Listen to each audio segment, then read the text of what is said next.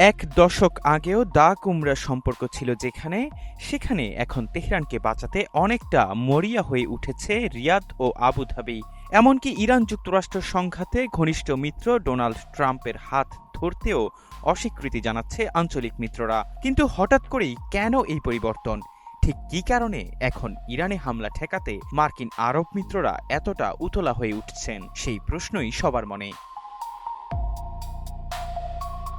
ইরানকে ঘিরে মার্কিন সামরিক উত্তেজনার মধ্যেই দেশটিতে হামলায় যুক্তরাষ্ট্রকে নিজেদের ভূখণ্ড ও আকাশসীমা ব্যবহার করতে দেয়া হবে না বলে জানিয়েছে সৌদি আরব, সংযুক্ত আরব আমিরাত, কাতার, কুয়েত, ওমান ও ইরাক।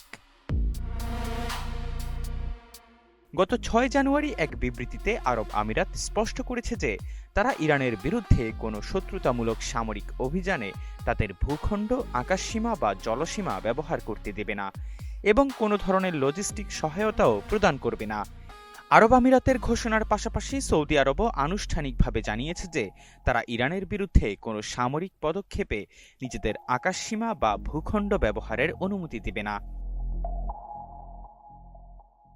গণমাধ্যমের প্রতিবেদনে জানা যায়, কাতার এবং কুয়েত গোপন বার্তার মাধ্যমে ইরানকে নিশ্চিত করেছে যে তারা তাদের বিমান ঘাঁটি ব্যবহার করে ইরানে হামলা চালাতে যুক্তরাষ্ট্রকে অনুমতি দেবে না। ইরাক সরকার জানিয়েছে যে তারা তাদের ভূমি বা আকাশসীমা ব্যবহার করে ইরান বা অন্য কোনো প্রতিবেশী দেশকে হুমকির মুখে ফেলতে দেবে না।